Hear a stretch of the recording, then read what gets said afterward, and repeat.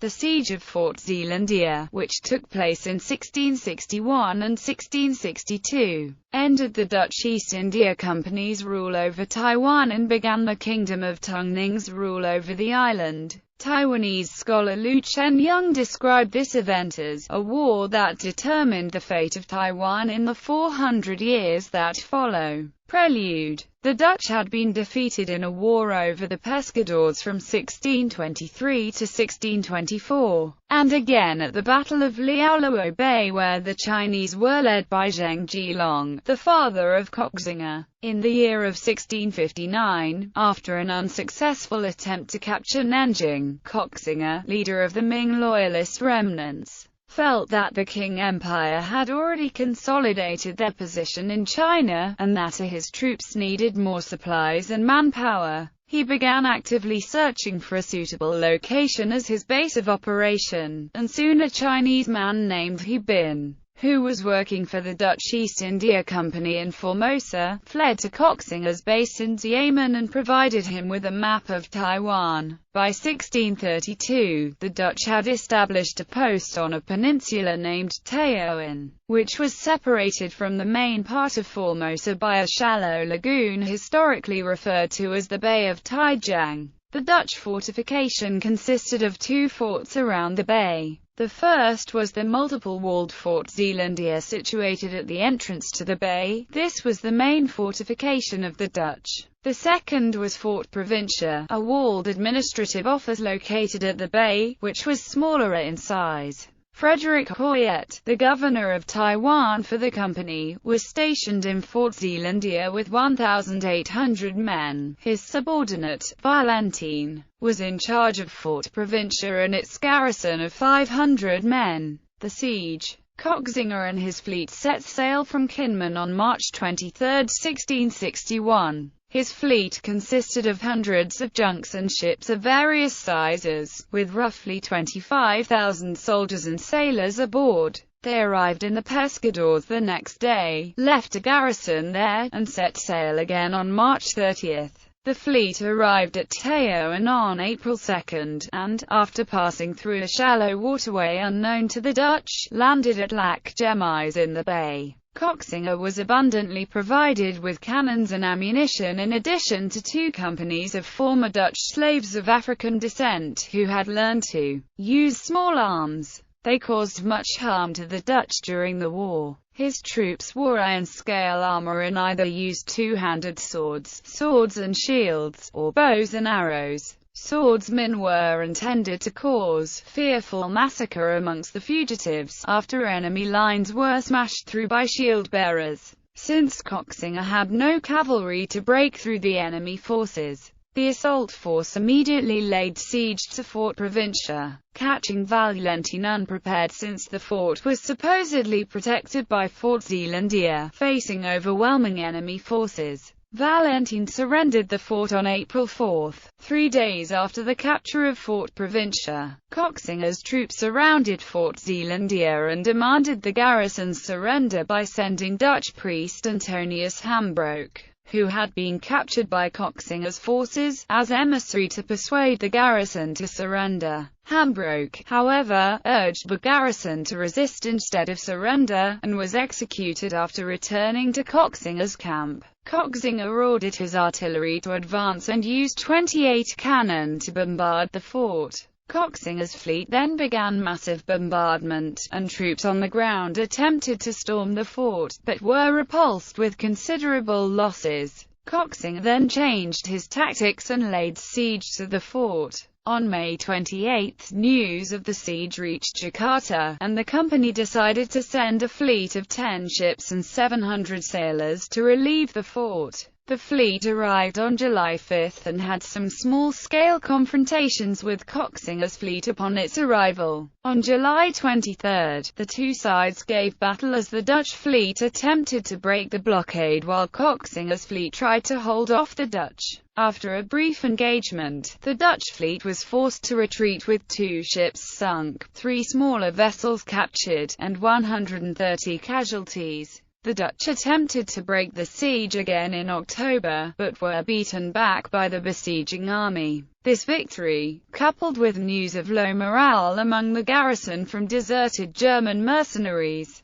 convinced Koxinga to launch a final unsuccessful assault in December. According to Frederick Coyette's account written after the siege to absolve himself of the Dutch defeat, in January 1662, a Dutch defector named Hans-Jürgen Radisch gave Koxinga critical advice on how to capture the fortress from a redoubt whose strategic importance had gone hitherto unnoticed by the Chinese forces. Koxinga followed his advice and the Dutch redoubt fell a day later. This claim of a Dutch defector only appears in Coyette's account, and Chinese records make no such mention of any defector. On January 12, 1662, Koxinga's fleet began another bombardment, while the ground force prepared to assault the fort. With supplies dwindling and no sign of reinforcement, Coyette finally ordered the hoisting of the white flag and negotiated the surrender terms. The surrender was made complete on February 1, and the remaining Dutch East India Company personnel left Taiwan on February 17. All personnel were allowed to take with them their personal belongings, as well as provisions sufficient for them to reach the nearest Dutch settlement. Taiwanese Aborigines. The Taiwanese Aboriginal tribes who were previously allied with the Dutch against the Chinese during the Guo Rebellion in 1652 turned against the Dutch during the Siege of Fort Zeelandia and defected to Koxinga's Chinese forces. The Aboriginals of Sincan defected to Koxinga after he offered them amnesty. The Sincan Aboriginals then proceeded to work for the Chinese and behead Dutch people in executions. The frontier Aboriginals in the mountains and plains also surrendered and defected to the Chinese on May 17, 1661, celebrating their freedom from compulsory education under the Dutch rule by hunting down Dutch people and beheading them and trashing their Christian school textbooks. Aftermath. After arriving in Jakarta, Coyette was imprisoned for 3 years and tried for high treason, surrendering the post and the loss of valuable goods. He was pardoned and exiled to the most eastern of the Banda Islands. He was eventually released in 1674 after strong lobbying by his friends and relatives. He published a book named Neglected Formosa in 1675. In the book he defended his actions in Taiwan and criticized the company for neglecting his pleas for reinforcement. After the loss of the post at Taiwan, the Dutch East India Company made several attempts to recapture it, and even formed an alliance with the Qing Empire to battle Koxinga's fleet. They captured Keelung in northern Taiwan, but were forced to abandon it due to logistical difficulties and because the Qing fleet suffered numerous crushing defeats at the hands of Koxinga's veteran sailors. Dutch prisoners. During the Siege of Fort Zeelandia, the Chinese took Dutch women and children prisoner. The Dutch missionary Antonius Hambroek, 2 of his daughters, and his wife were among the Dutch prisoners of war with Koxinga. Koxinga sent Hambroek to Fort Zeelandia demanding he persuade them to surrender or else Hambroek would be killed when he returned. Hambroek returned to the fort, where 2 of his other daughters were. He urged the fort not to surrender, and returned to Koxinga's camp. He was then executed by decapitation, and in addition to this,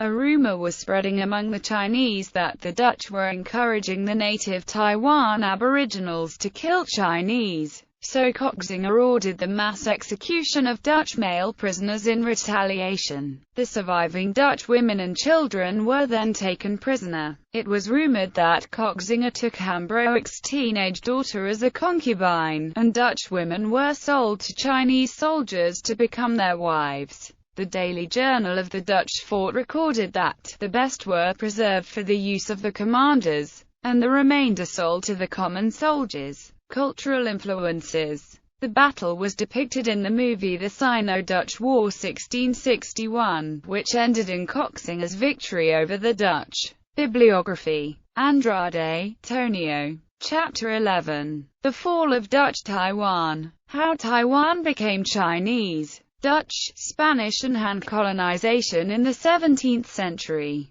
New York. Columbia University Press. ISBN 9780231128551. Campbell, William. Explanatory Notes. Formosa under the Dutch. Described from contemporary records, with explanatory notes and a bibliography of the island. London. Kegan Paul. OCLC 644323041. Coyet, Frederick. First published 1675 in Tivo e Luz de Formosa. Arrival and Victory of Koxinga. In Campbell, William. Formosa under the Dutch. Described from contemporary records, with explanatory notes and a bibliography of the island. London. Kegan Paul. pp. 412-459.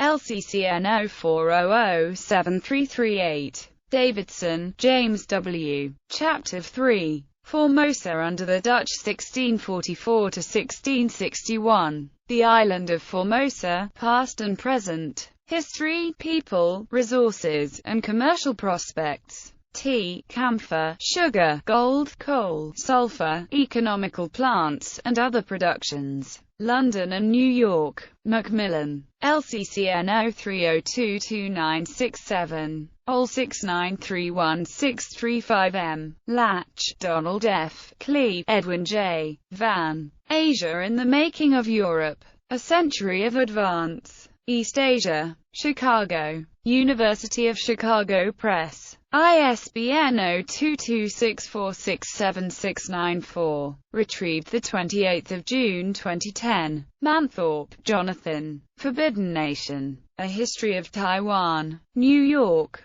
Palgrave Macmillan. ISBN 9780230614246. Struve, Lin A. Voices from the Ming King Cataclysm. China in Tiger's Jaws. New Haven. Yale University Press. ISBN 0300075537. Retrieved 28 June 2010.